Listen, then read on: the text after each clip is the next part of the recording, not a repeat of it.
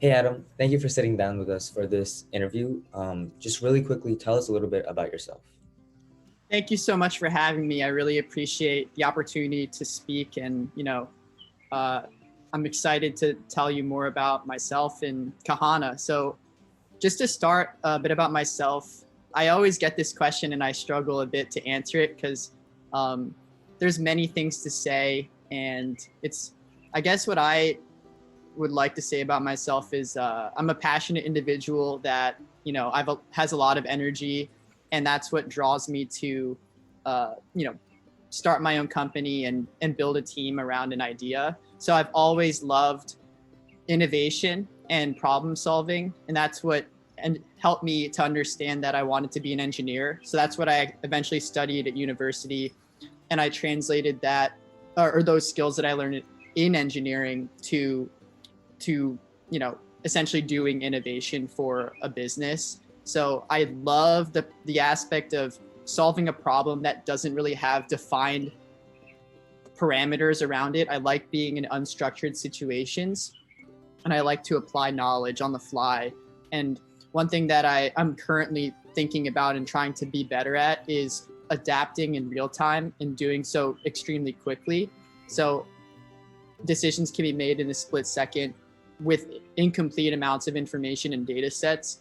And that's just something that I'm focusing on right now. So I hope that gives you a sense of, who I am, what I care about long term, throughout my career, and also what I'm focusing on an hourly basis. That's amazing to hear. So you mentioned your education. Just really quickly go over where you went to school and what you majored. Sure. So I went to school I grew up in New Jersey, and I went to college at Duke University in Durham, North Carolina, and I majored in biomedical engineering. And I actually began as a biomedical engineer and stuck with it my entire 4 years. And I also supplemented that degree with a certificate in innovation and entrepreneurship. So that was a pretty new program at Duke when I began my 4 years as an undergraduate. And I was one of the first graduates from that program, which is focused on teaching skills for building your own venture within the startup space and then scaling businesses and different aspects of what that entails. That's awesome. So for our audience, what is Kahana and how have you built it? Sure. So Kahana is a hub that allows you to create, collaborate, and share content. It is essentially a cloud that is enabled that you can access on mobile or desktop devices wherever you are at any time, and collaborate with anybody that you want to invite to the cloud or your space to organize any amount of projects and essentially have an archive and dynamic repository of content and information to work off of. So in other words, it's a type of sandbox in a way. If you're developing a YouTube channel and working with a team, for example, and you want to have or aggregate a ton of information and content to fuel scripts for the videos, you could use Kahana. If you're writing grants and are a nonprofit organization, you could aggregate the proposals, all of the the prompts and the background facts and statistics to fuel your argument for those grants and work with a team of any amount of people to do so. If you're a business working on white papers or case studies, you could collaborate with all of your subject matter experts in the field remotely and aggregate that information into Kahana's cloud to expedite the process of developing the finished product. So I hope that gives you a sense of what Kahana is and what it's useful for and how it saves time for people. That seems really useful. That's something I might use in the future. Yeah, definitely. I'll get you an account. Awesome. So who are some people on your team right now, and where did you meet them, and how did you foster these relationships with them? Yeah, I would love to talk about my team. I'm really grateful for all of the individuals that we have at Kahana. It's a blessing every day for me to, be with such engaged and passionate individuals. So I like to start with my co-founder, Jonathan Gans, and he is actually the first partner that I ever had with the venture, and we both believed in the idea. We essentially grew up together in the sense that we met at Duke, our freshman year, we were actually freshman year roommates. So we got to know each other's, you know, habits, you know, the intricacies of, you know, what we do. And we were always just friends first and foremost. So, you know, I'm one of the people that actually did start a business with my best friend, and, you know, it's been going well. And I think I owe a lot of the success that we've had thus far to having another co-founder who is a friend, who is close, who understands me personally, somebody who I can speak to as an advisor and as a friend, you know, in business and in life. So I really owe almost, you know, all of what we've accomplished to Jonathan and his ability to help me, you know, improve at my skills and also be a wise leader of our organization. So I think, you know, getting somebody who is an equal partner and a believer in something is a huge deal early on. And that would be a synopsis of him. He's also an engineer, and, you know, he can do essentially anything. He's a great problem solver. The next person I want to mention is Eugene Kaminsky, who is the technical co-founder. We met him. Jonathan and I were seeking somebody who was essentially willing to go to war with us. You know, we have an idea about this platform, Kahana, and we wanted to find the right developer and technical, you know, technologist to essentially help bring that vision into reality. So Eugene met with us about 1 year ago and 4 months. So January 2020 is when we first met, and we clicked immediately. It took only 30 minutes for us to sit down, explain the concept, and then he was beginning to code the prototype within a day. And, you know, ever since then, we've just been working extremely efficiently. He's our third founder, so we're the original founders of the company, and our founders meetings happen weekly, and they normally last about 2 minutes because we only provide updates on what matters in our with respect to our departments and our work streams. And then it's been an extremely efficient relationship, and that's how we essentially interact. And all we really talk about is kind of our personal lives and what's happening, you know, within life. So in terms of work, we don't really get into it too much other than that. Yeah. That's awesome. And just a follow up, do you think it's advisable? Do you think it's smart to start a company with your best friend? Do you think the personal relationship could get in the way of being strictly business, or what are your thoughts on this? It's a really good question. It's tough for me to answer that because I've only started one way. I don't know the other way. And I hope, you know, every day that it works out for the best and that we continue to build momentum and continue to reach our milestones. So I would say, yeah, you know, if you know, I think I've spoken with other entrepreneurs and people who are starting their own ventures, and to have somebody who's an advisor and you feel close with them that you trust is paramount. So I would say the most important thing is trust, first and foremost. And yeah, there is an element of professionalism, you know, in business, and there's also an element of social element to, you know, being a part of each other's lives and building something that way. So navigating that comes down to trust. If there's no trust, then it's very easy for things to break apart and be fragile. So, you know, I would even say that superseding friendship is trust. And if you're trusting of your business partner, then that is all that matters. If you're trusting of your friend, then they might make a good business partner. That's amazing to hear. So we know that Kahana is your main venture right now, but how many projects did you pursue before Kahana? Were there any small companies, small businesses that you had the idea for, but that just never took off? Yeah, definitely. We had a lot of stupid ideas, and I would say we began Kahana from a place of lean, like we adopted a lean startup methodology of assessing pain points within a marketplace. So we kind of have a philosophy of innovation, no doubt about it. Our philosophy is about fostering constant innovation and being okay with iterations. So we didn't begin the venture with Kahana. We actually had an idea called College Apps Clarified, which still exists, by the way. That's something we did create, Jonathan and I, and that's a hub of free information that helps students and families apply to college. So we saw that there was an oversaturation of information with about everything you need to apply to college, and it was just stressing people out. You know, parents would just question how much money they need to spend on tutoring or ACT, SAT materials, how many schools do you apply to? And we felt that the college admissions industry was elitist. So we wanted to create a free place to help people get all the information they would need and create equitable outcomes. And that was our first venture that we did as a project. And we simply wanted to make that available and disseminate our knowledge from our own experience applying and getting into college. And then from there, it actually spawned the idea of Kahana, because we were thinking about ways to help students expedite the process of applying to college. So you can imagine if you're doing, if you're applying to 10 schools and each school has 2 or 3 essays, you're writing, 20 to 30 essays.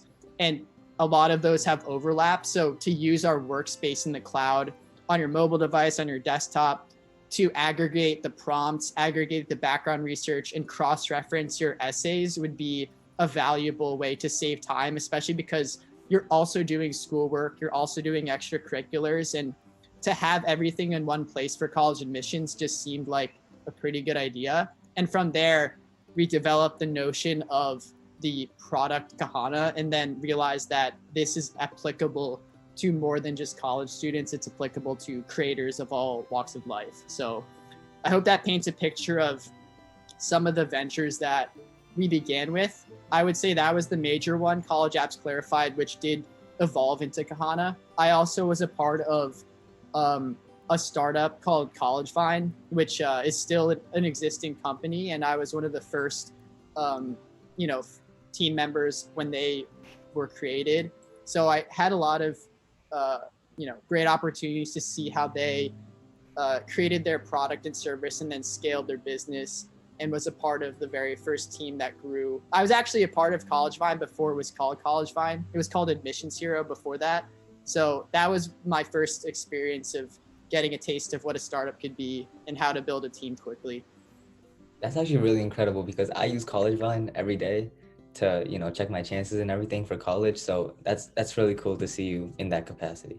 Yeah. And so do you have a day job to give you some supplemental income? No, I don't. I full-time work on Kahana. No, I just don't. And if you don't, why not? Can you give a couple reasons why you think it's beneficial to work full-time on your venture? Definitely. I think this is a really important topic, and I'm trying to think about the best way to articulate my feelings about it. When I was in school, I reached out to a lot of advisors and was trying to learn about exactly that question. When do you go full-time?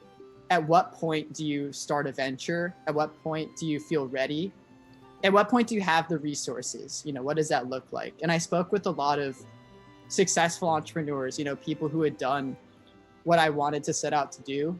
And one of the best pieces of advice I got was from an entrepreneur named Brian McGann. He started a company called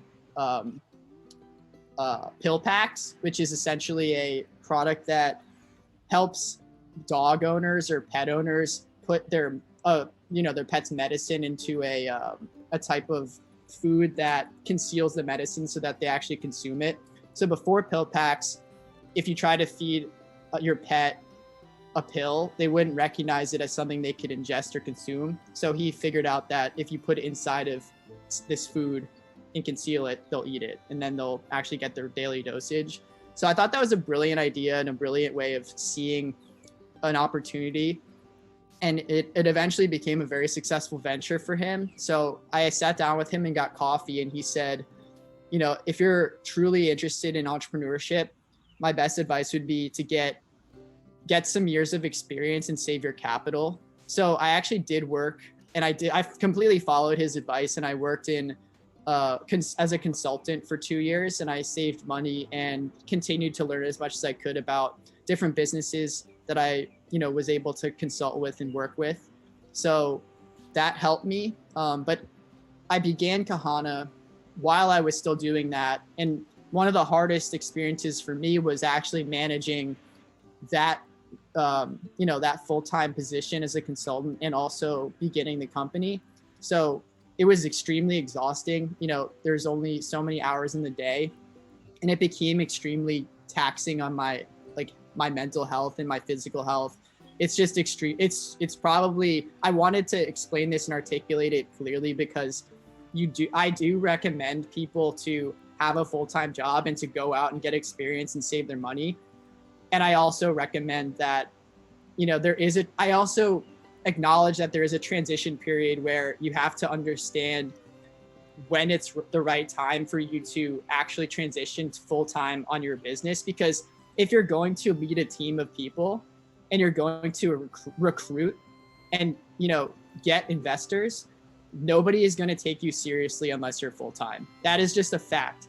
How can you possibly, get buy-in and inspire others and, manage any other person if you're not even fully invested into your own idea? So it's just that simple.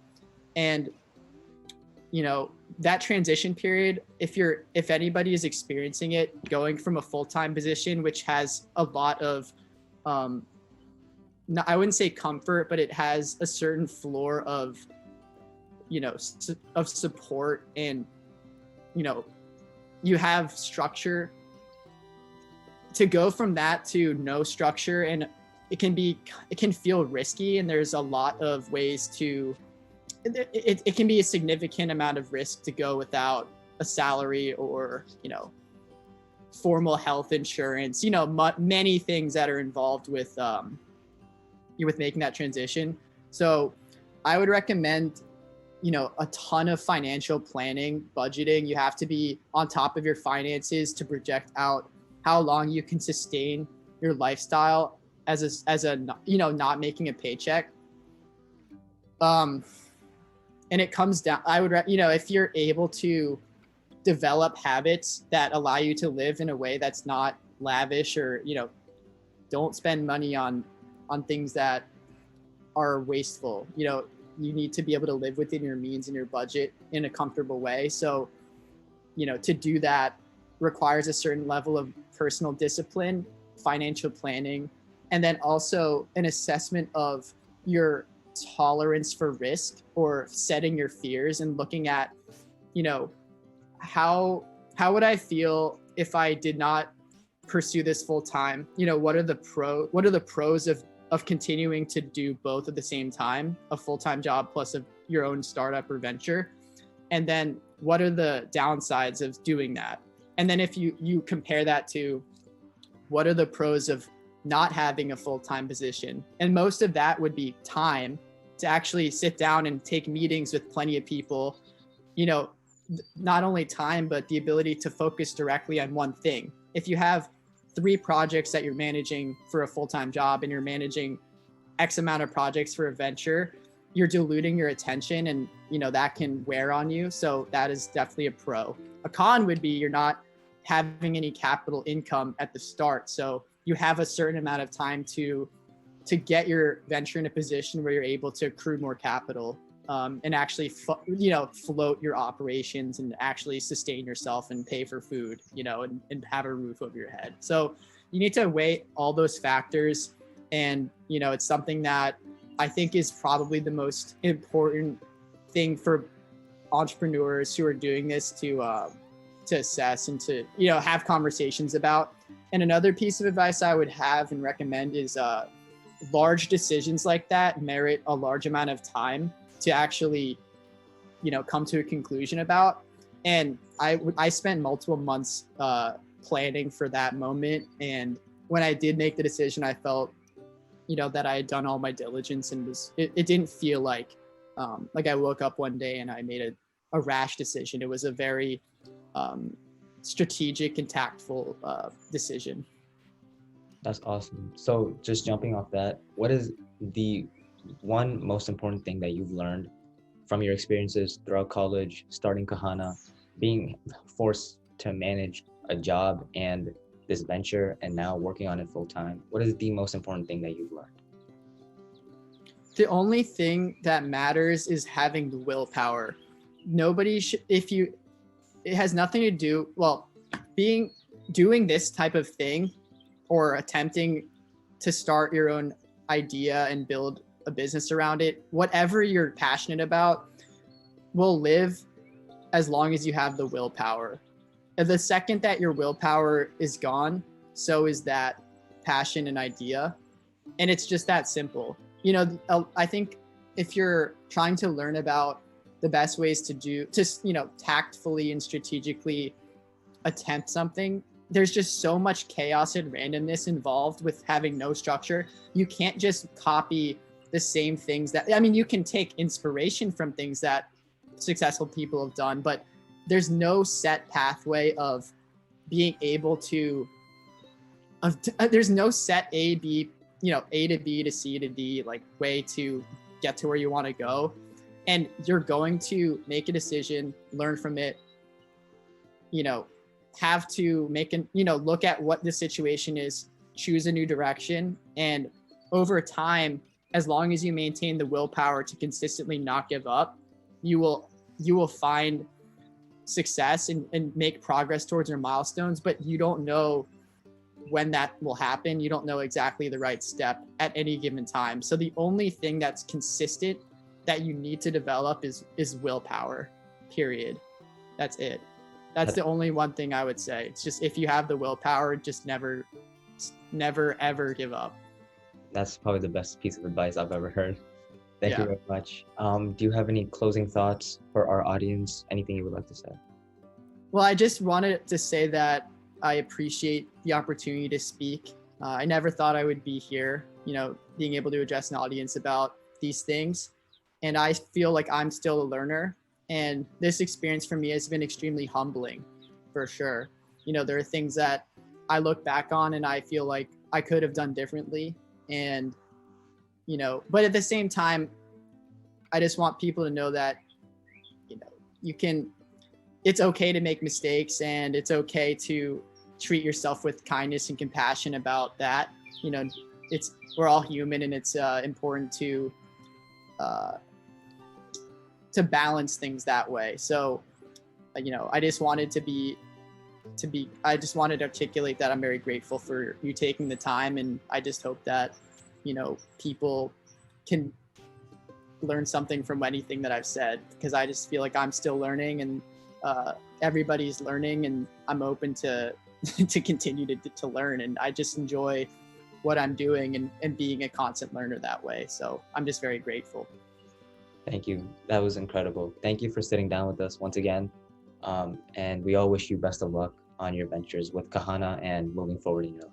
Thank you very much. Thank you so much.